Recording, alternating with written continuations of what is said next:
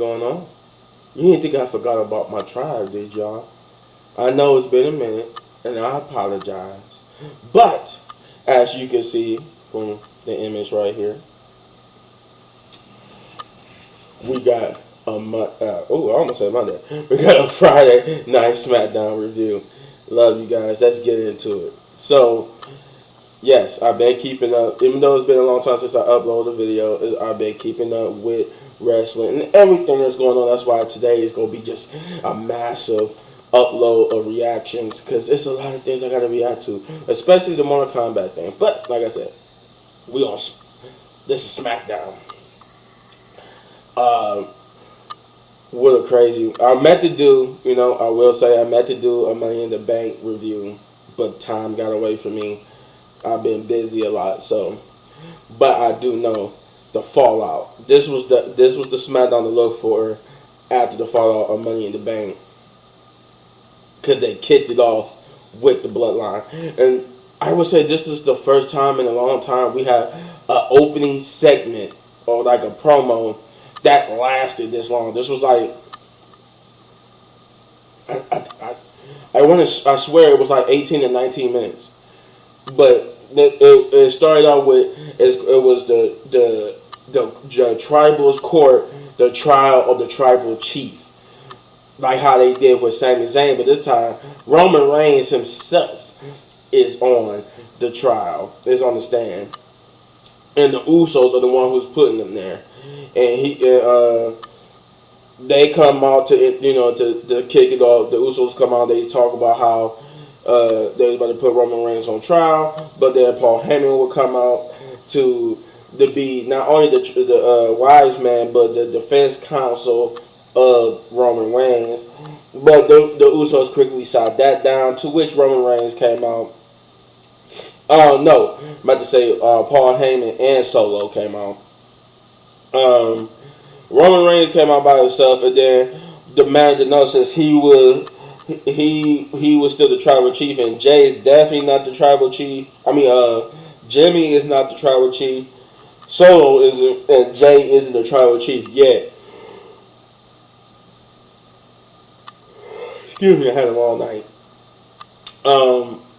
He said that if I'm the tribal chief still, I didn't approve of this. I didn't approve of this. So this ain't official. So what makes you think you got the right to call me out here and put me on trial?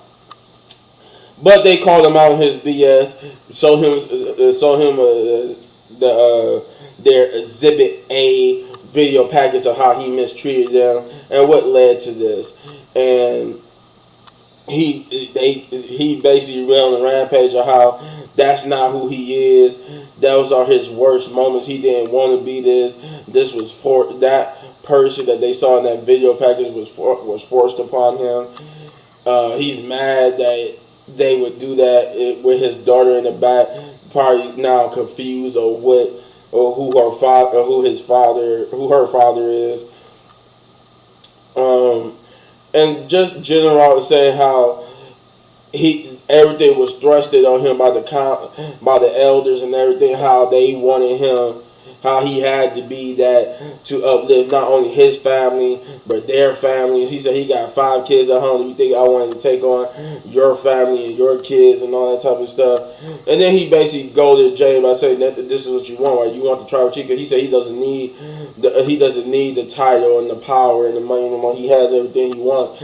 So he said he doesn't want it anymore. And then he gave Jay I don't want to call them beads, but the Hawaiian ceremonial lays, and he gave them to Jay, and then got down on one knee like he was acknowledging Jay, and Jay went in close to was talking, smack to him, and Roman Reigns paid him back with a low blow, and then that started a brawl that ended with Roman Reigns and Solo on top, with Solo and couple of moments looked like he was considering himself to be the tribal chief. I wonder what story they tried to develop out of that. But it looks like they starting the whole Solo splitting from Roman Reigns part a bit now, because he's starting to have doubts about Roman Reigns being the tribal chief and maybe himself being the tribal chief. But yeah, it ended with Solo actually getting to do what he was trying to do at Money in the Bank, which is splash Jay through the table, Jimmy through the table, while Jay looked on, and then he would attack. I remember they had him trapped at one point in the ropes as they beat him. But I think when Jimmy got put to the table, Jay had already got himself loose, and they just sent him over the other side of the table or whatnot. But yeah, it ended with that, and then when we came back for commercial break, it was revealed that Jay got put into the ambulance. I mean, I can't say Jay. Jimmy got put into the ambulance, and Jay with him. Then we would get our first match of the night, which is Sheamus versus Austin Theory for the United States Championship. Am I the only one who's getting real tired of how got the bloodline, of how Austin Theory wins his match? Because there's whatever they're doing with him, it sucks right now, because he wins every match he wins now. When was the last time he actually won a match? Not just fair, but like without some type of plot armor, like without some type of way of saying, oh, he did it because of interference, or he cheated. Like, when was the last? Like, it's starting to get old, because it's just the same thing every week, and I don't see no like advancing the story of what they're trying to get to, other than just getting major heat on him and people just getting tired of it. But this match was no different. It was a good match of a banger. Of course, he was put in the match, and they always put him in the match with somebody you know that's going to beat him. And that's what was happening here. He was in the match with Sheamus. Austin Theory held his own for the most part. It was good. I give him his props. He held his own, but then once Sheamus took over, it was pretty much getting to that point where, yeah, he's about to lose the title to Sheamus. Pretty Deadly, who's been helping him for God knows what reason. I don't know why, but Pretty Deadly came out to try to help Austin Theory, and they gave us a little bit of a swerve. It didn't lead to Austin Theory winning at that point, but it led to Sheamus fighting them off. Then his Brawling Brutes mates came out to even the odds, and then it looked like Sheamus was going to win again, but then a slight distraction allowed Austin Theory to get the roll up and holding the tights. Thus, he slipped away again with the title. I'm just like, why at this point? Like, I don't know what you're doing with him, and it's boring. Then we got the Grayson Waller promo where he had Edge on as his guest, and he basically told her that Edge was coming out with a big announcement, which, if you, like me, you realize it was just Grayson Waller being an asshole. And he came out, basically said that Edge had an announcement, and that announcement, Edge came out, was just talking about how his very first match was at a premium live event, as they call them on pay-per-view, where he came out as the mystery partner for Sable versus Jacqueline, and I forgot who Jacqueline's partner was for the next tag match. And he came through the crowd, and it was right there at Madison Square Garden. And then Grayson Waller kept pushing at this big announcement, and Edge kept telling him, I don't know what you're talking about. And Grayson Waller basically was saying that I'm gonna do it for you because he's too bashful and shy to do it. And he said that the announcement was that he was retiring, and that this was the last time Madison Square Garden was going to see him. But Ed said, no, I'm not retiring. In fact, I spoke to the powers that be, and I'm going to have a match tonight, and that's going to be against you, Grayson Waller. And that's how the end of that segment went. Pretty good segment. We got a quick match with AJ Styles versus Karrion Kross. I think every match tonight felt rushed because of how long the Bloodline segments took. Like, the time they gave to the Bloodline segments made most of the matches just feel rushed, and some promos even felt rushed. But it was like everything felt rushed just because they gave all that time to the Bloodline, and this match was no exception. I wouldn't even say it wasn't bad, but it wasn't good because just like I said, because it was rushed. But AJ Styles and Karrion Kross basically had like a 5, maybe 8 to 10 minute match, and with emphasis on maybe on the 8 to 10 part. But it was definitely it definitely felt like it was only like 5 to maybe 8 minutes, but yeah, it was a quick match, only a couple of moves here and there, and AJ Styles got the victory over Karrion Kross. Don't know what they're doing with Karrion Kross. Karrion Kross was should be treated as a major player, but I don't know. He's been losing matches and he's not really given that treatment. Like even it's like they gave up. They gave up on him once. Like I said, when he came back, it was like he wanted to have a feud with both Roman Reigns and Drew McIntyre, and then he just focused on Drew, and then it's like they just didn't like give him that push no more. We got our next promo, which is Asuka. I guess she was coming to talk about how how both Bianca and Charlotte wasn't ready for her, but she would get interrupted by Bianca, who came out and just basically brawled with Asuka, who then brought on Charlotte, who they brawled, and their two brawled, and then Asuka would do a baseball slide kick on both of them because they was outside the ring, and then I think she was about to go like get on the rope to jump on both of them, but out comes Io Sky and Bailey, who would beat up on Asuka to set her up for Io Sky's cash in, but Bianca and Charlotte would put an end to that. But it's official; she's never cashed it. She still didn't cash it in, so she still holds the contract, and that's the end of that promo. We did got Edge versus Grayson Waller. That match was probably like the only match that actually got some decent time, and it was a good match. It was a good showing for Grayson Waller.